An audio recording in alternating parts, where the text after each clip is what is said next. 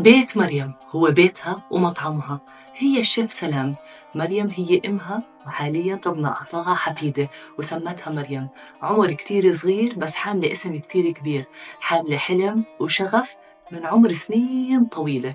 اليوم عم نحكي عن شيف أبدعت في مجالها، نحكي عن المسخن، نحكي عن ورق العنب، بنحكي عن الملوخية، بنحكي عن كل أكلاتنا اللي بنفتخر وبنعتز فيها. لما بتشوفوها بتحسوا إنها بتحسوا الأم اللي بتلم، الحنونة الدافية الذكية الناجحة المثابرة المبادرة اللي بتعطي من قلبها وما بتحكي لحدا لا.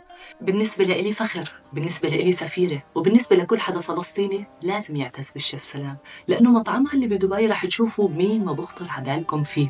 نجوم، فنانين، مشاهير، كل المستويات، كل الطبقات وكل فئات المجتمع العربي.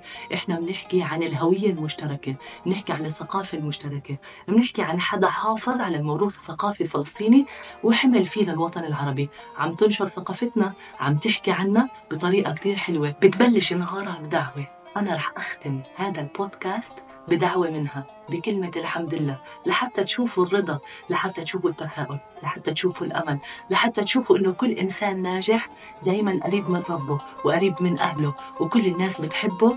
أكيد هي هاي الشيف سلام. الحمد لله على كل خطوة بنخطيها، الحمد لله على كل رزق بيجينا من عنده، الحمد لله على محبة الناس اللي كتير صعب انك تحصلي عليها، الحمد لله على وجودي معاكي.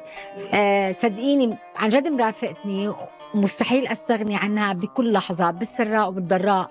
ما بتتخيلي اذا كنت تعبانة الحمد لله بتنشطني وبتقويني، واذا كنت مبسوطة بترفعني اكتر واكتر وبتخلي اجري ثابتة على الارض وحاسة انه انا زي غيري.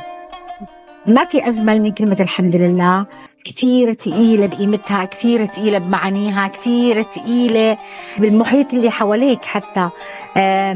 فعن جد الحمد لله عريم. خارطة فلسطين بقدرش أتركها، جزء مني صارت، مش صارت من زمان جزء مني، ربينا عليها إنها تكون جزء منا.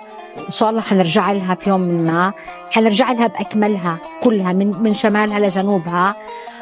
ولحد الآن الأمل موجود، والله وعدنا إنه ترجع لنا فلسطين، وحترجع فلسطين بقوتنا، بعزيمتنا، بمحبتنا، بمصداقيتنا، بتكاتفنا، بتضامننا وتوحدنا.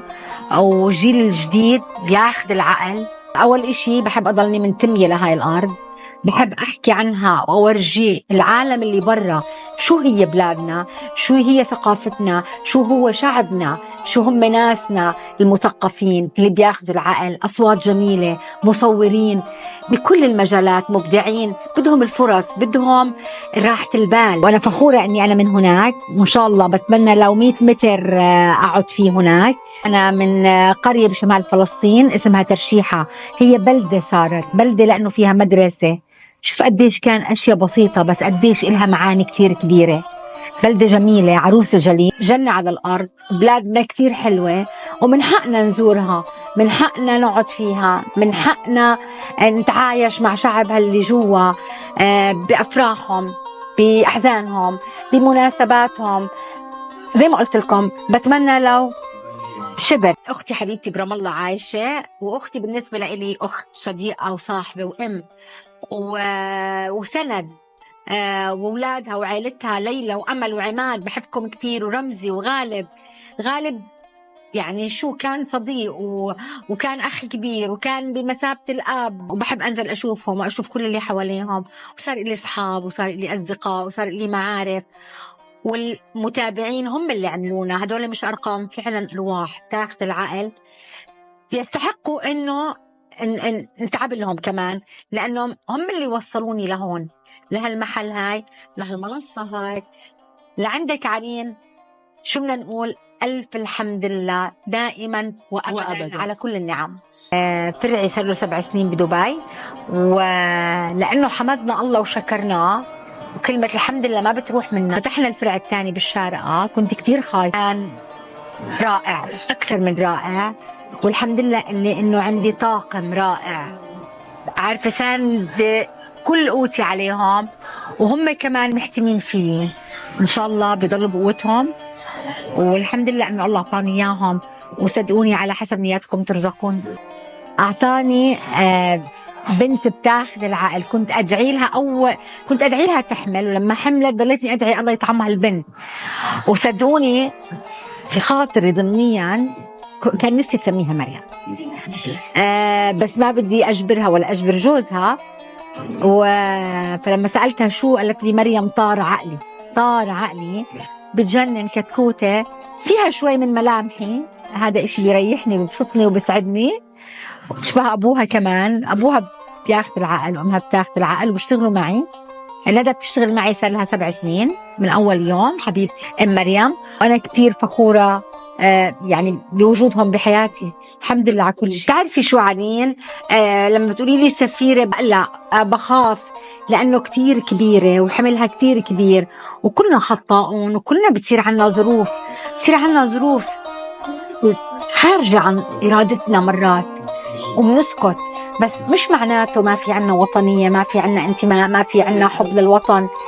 إن شاء الله بيرجع، وإن شاء الله أكون جزء أو حرف من هذا اللقب. وكتير في سفراء وكتير في ناس يمكن ما بيبينوا بس بيشتغلوا وبيعملوا للبلد. بحس إنه الله بيحبني وأكرمني، بحس إنه محبة الناس، لأنه في بعض الجوائز اختيار من الناس.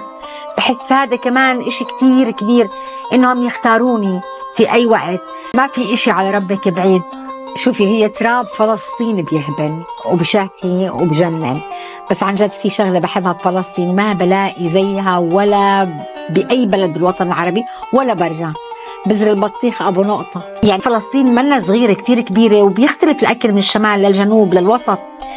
أكل غزة عن جد كله عزة، كله صلابة، كله قوة. الله يردك يا غزة، الله يرجعك بأحسن حلة لإلك يا رب. أنا بقولهم يسعد قلبكم وروحكم حبايبي، وين ما كنتوا وين ما رحتوا. الله يرزقنا ويرزقكم، يهدينا ويهديكم، يهدي بالنا وبالكم، ونضاف إشي جديد على الدعاء هذا، ينصر أهلنا بغزة وفلسطين يا رب. آمين يا رب العالمين، للجميع بإذن الله يا رب بإذن الله تعالى.